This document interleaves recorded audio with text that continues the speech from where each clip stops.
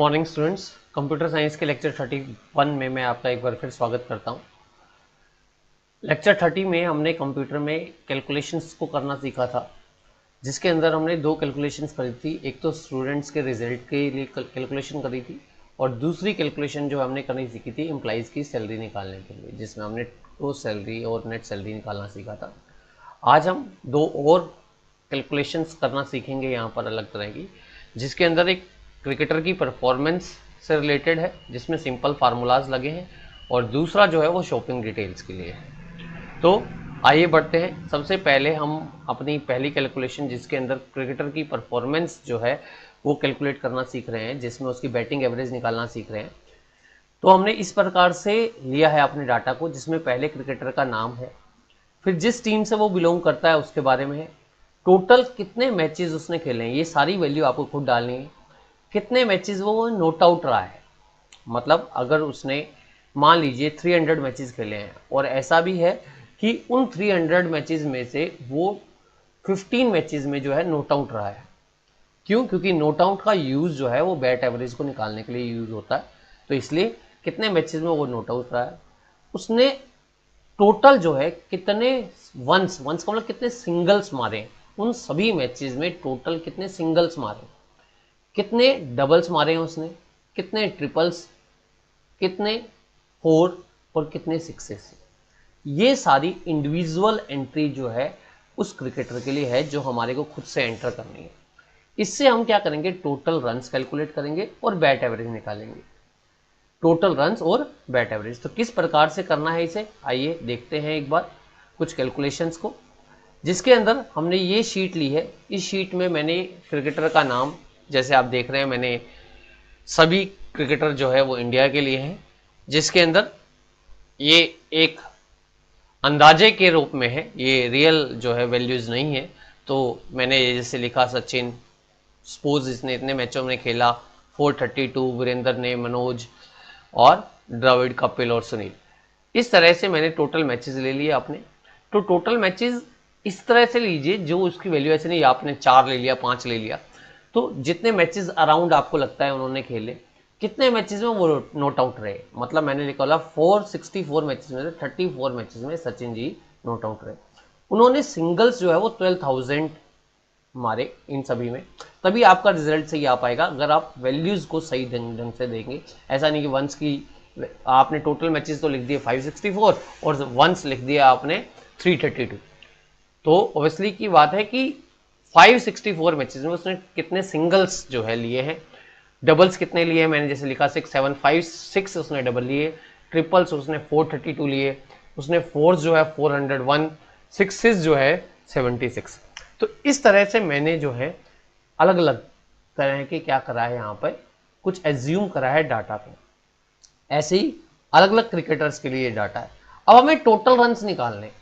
एक क्रिकेटर ने जब क्या किया, इतने सिंगल्स मारे, इतने डबल्स, इतने ट्रिपल्स, तो ऑब्वियसली सी बात है सिंगल्स मारे तो सिंगल्स रन की वैल्यू 1 है, डबल रन्स की वैल्यू क्या है 2, ट्रिपल रन्स की वैल्यू क्या है 3। ये तो नंबर है कि इतने उसने इतने सिंगल्स मारे, बट इतने डबल मारे, तो टोटल रन इसका कितना हुआ, मल्टीप्लाई बाय 2। इतने इतने तो उसने ट्रिपल्स मारे, तो इसका क्या हुआ, मल्टीप्लाई बाय 3। इतने फोर्स मारे, तो टोटल रन 401 अगर उसने क्या मारे, फोर्स हिट किए हैं, तो उसका टोटल उसने कितने रन बनाए चौके मार के, उसने फोर्स मार के मेरे ख्याल से इंटू 4, मेरे ख्याल से क्या इंटू 4 है, जिससे उसका कैलकुलेशन होगा इस तरह, इतने सिक्सेस मारे तो इंटू 6। तो टोटल रन आप कैसे निकालेंगे, ध्यान से देखिए, इक्वल टू लगाइए। सबसे पहले आप फार्मूला बार में यहां पर जो है इस कैलकुलेशन को देखिए, क्योंकि यहां नीचे आपको सेल में शायद ना दिखाई दे, तो यहां आप उसे देखिएगा। Is equal to total one singles किस में है, E4 में, E4 सेल में है हमारे सिंगल्स, E4 इंटू के लिए स्टार का यूज करते हैं, जैसे कि मैंने आपको पहले भी बताया 1। अब डबल्स उसने कितने मारे, पर बीच में क्या लगा दीजिए, पहले प्लस का निशान, क्यों, क्योंकि ऐड करने हमने। डबल्स मारे उसने F4, इसको क्या करना है 2 से मल्टीप्लाई करना है। क्यों करना है, क्योंकि इतने तो 2 रन मारे हैं और मल्टीप्लाई बाय 2 टोटल रन करने के लिए। प्लस उसने ट्रिपल रन कितने मारे 4, G4 में मैंने वैल्यू डाली हुई है, बट इसको आपको इंटू 3 से मल्टीप्लाई करना है, क्योंकि तभी तो टोटल रन पता चलेंगे। प्लस चौके उसने क्या मारे, H4 में मैंने डाला, बट H4 में तो इतने 4 सेट करे उसने, बट इसको टोटल रन के लिए इंटू 4 मल्टीप्लाई करना है। और प्लस क्या है, सिक्सेस उसने 76 सेट किए, इंटू क्या है, क्या 6। तो ये इस प्रकार से जहां पर मैंने 1 सेकेंड 2s 3s 4s और 6s करे थे, उसको मैंने उसी वैल्यू से मल्टीप्लाई कर दिया। तो इस तरह से इसके टोटल रन जो है आप कैलकुलेट कर सकते हैं। आप ये ध्यान रखिए, मैंने 5 नहीं लिखा, तो आप जानते हैं अगर आप क्रिकेट देखते हैं तो क्रिकेट में कोई भी 5s नहीं होता, मतलब कोई आप एक साथ 5 रन कर सकते हैं जिसमें एक्स्ट्रा रन में गिना जाता है, उसे हम अलग से काउंट कर सकते हैं, बट हमने यहाँ पे ये वैल्यू लेके करा है। ये इसके टोटल रन हुए। एक का निकालने के बाद आप यहाँ पर जो है आप रखिए, और यहाँ पर ये सबके टोटल रन्स जो हैं एक के कैलकुलेट करने के बाद, जैसे मैंने आपको बोला था सेल रेफरेंस देते हैं, सेल का एड्रेस से यूज करते हैं, तो सबका निकल आता है। अब आई बात बैट एवरेज की। बैट एवरेज क्या निकालते हैं, अगर आप टोटल रन्स जो हमारे आए हैं उसको टोटल मैचेस से डिवाइड करें तो बैट एवरेज निकलती है, बट उसके अंदर आपको नोट आउट का भी यूज करना होता है। टोटल मैचेस में से नोट आउट को घटा के डिवाइड करना होता है, तब आपकी प्रॉपर बैट एवरेज निकलेगी। क्योंकि अगर 564 मैचेस में से 34 मैचेस में नोट आउट रहे तो उन नोट आउट वाले मैचेस को काउंट नहीं किया जाता बैट एवरेज को निकालने के लिए। तो कैसे निकालेंगे, इक्वल टू, पहले तो टोटल रन्स लिया आपने, टोटल रन्स का सेल एड्रेस क्या है, क्लिक कर देना होता है बस उस सेल पे, सेल एड्रेस J4। अब बैट एवरेज निकालने के लिए टोटल रन्स को मैचेस से डिवाइड करना है, तो डिवाइड करके, डिवाइड के लिए बैकस्लैश का यूज करते हैं और स्मॉल पैरेंथेसिस से शुरू, शिफ्ट के साथ 9 की। अब टोटल मैचेस कितने हैं, टोटल मैचेस इसमें है C4, बट इसमें से आपको क्या सब्ट्रैक्ट करना है, नोट आउट को सब्ट्रैक्ट करना है। इसका मतलब मैंने क्या करा, जो उसके टोटल रन्स थे उसको डिवाइड किया टोटल मैचेस से, बट उस टोटल मैचेस में से पहले आपको नोट आउट को सब्ट्रैक्ट करना है। तो मैंने ये चीज को ब्रैकेट में लिखा है, ये चीज का मतलब C4 माइनस D4, क्योंकि ताकि पहले ये सोल्व हो जाए। इसका जो रिजल्ट आए उससे वो J4 से मतलब टोटल रन से डिवाइड कर दिया। इसका मतलब 564 है, उसमें से 34 पहले सब्ट्रैक्ट होगा, 34 सब्ट्रैक्ट होने के बाद क्या बचेगा आपको, आप जानते हैं 530 बचेगा। तो J4 से मतलब ये टोटल रन से 530 से डिवाइड होके आपकी बैट एवरेज निकलेगी, जो इस प्रकार से निकल गई। 6 डेसिमल पॉइंट तक बाय डिफॉल्ट एक्सेल हमारे को ये शो करता है। यहाँ पर इस तरह से आप जो है क्या कर सकते हैं, टोटल एवरेज को, इसकी बैट एवरेज को है जो कैलकुलेट कर सकते हैं। तो ये था एक क्रिकेटर के टोटल रन्स को और बैट एवरेज को कैलकुलेट करना, जो हमने अपनी कैलकुलेशन में सीखा। यहां पर मैंने आपको पहले भी कई बार बताया, आपने बाउंड्रीज देनी हो तो आप यूं दे सकते हैं, कोई सेल की वैल्यू लिखनी है तो यहां पर क्या आप लिख सकते हैं कि परफॉर्मेंस ऑफ इंडियन क्रिकेटर्स, ये करके मैंने आपको पहले ही बताया था पहले सेल में लिखना होता है। इसको यहां तक आगे आप सिलेक्ट कीजिए जहां तक आपके कॉलम जा रहे हैं, के कॉलम तक कॉलम है, और यहां से आप क्या कर दीजिए, इसे मर्ज एंड सेंटर, इससे ये बीच में आ जाएगा। इसका आप साइज बढ़ा सकते हैं, इसे बोल्ड कर सकते हैं, आप चाहे तो इसके चारों ओर बाउंड्री दे सकते हैं। बाउंड्री देने के लिए यहाँ से जाकर यहाँ पर आप ऑल बॉर्डर्स पे क्लिक करेंगे, ये बाउंड्री जो है आ जाएगी। अगर आप इस रो को डिलीट भी करना चाहे, कोई फालतू रो है तो राइट साइड से क्लिक करके डिलीट कर सकते हैं, वो डिलीट हो जाएगी। तो ये हमने एक कैलकुलेशन को करना सीखा। अब अगली कैलकुलेशन आपको सिखाते हैं, जो कौन सी है।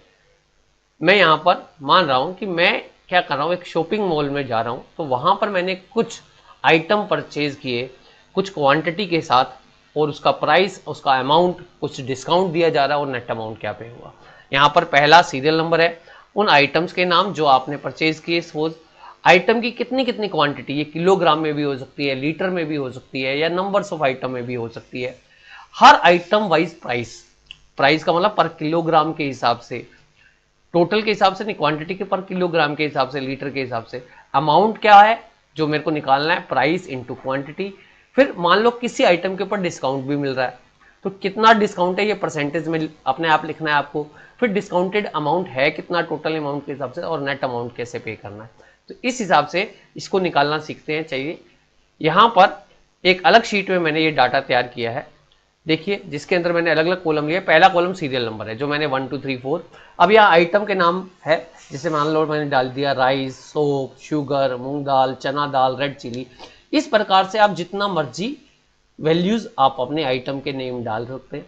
अब मैंने आइटम की क्वांटिटी मैंने यहाँ लिखा है किलोग्राम, लीटर, नंबर। यहाँ नहीं लिखना आपको, 4 किलोग्राम नहीं लिखना, क्योंकि कैलकुलेशन यूज करना है, तो सिर्फ नंबर लिखना है। तो ये किलोग्राम में, लीटर में या नंबर में मैंने ऊपर मेंशन कर दिया कि ये कुछ भी मानिए आप। जैसे राइस है तो किलोग्राम में होगा, सोप है तो क्वांटिटी नंबर में ही होगी, शुगर है तो किलोग्राम में होगा। तो कोई चीज़ ऐसे भी है जो लीटर में भी हो सकता है, जैसे मान लो आप ऑयल वगैरह ले रहे हैं तो लीटर में होगा। तो इस तरह से, तो राइस जो है मैंने कहा 4 किलोग्राम मैंने लिया, सोप जो है मैंने 3 यूनिट लिया, शुगर मैंने 5 किलोग्राम लिया, मूंग दाल मैंने 1 kg लिया, चना दाल मैंने 1 kg लिया, रेड चिली मैंने 0.02 लिखा है। क्यों? क्योंकि मैंने मान लो 200 ग्राम लिया। अब 200 ग्राम का मतलब, अब मैं क्योंकि किलोग्राम में प्राइस डाल रहा हूं तो इसलिए आपको क्या करना है, एक सिमेट्री सी रखी है मैंने, तो इसलिए मैंने 0.2 ले लिया। ठीक है, तो 0.2 का मतलब 200 ग्राम हो गया। अब राइस का प्राइस मैंने ले दिया 55 रुपीज पर केजी, क्योंकि मैं पर केजी के हिसाब से कर रहा हूं। सोप 34 रुपए पर यूनिट, शुगर 36 रुपीज, मूंग दाल 110 रुपीज पर केजी, चना दाल 90 रुपीज। अब आपका अमाउंट कैसे आएगा?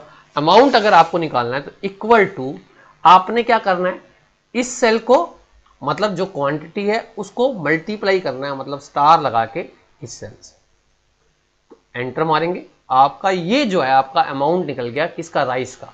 ऐसे ही आप एक का कैलकुलेट करने के बाद ये अपने 6 अमाउंट्स का कैलकुलेशन कर सकते हैं। जैसे 230 पर केजी था हमारा रेड चिली का पाउडर का प्राइस, तो ये 46 पर 200 ग्राम का आ गया, क्योंकि मैंने 0.2 लिखा था। इस तरह से आपका आ गया।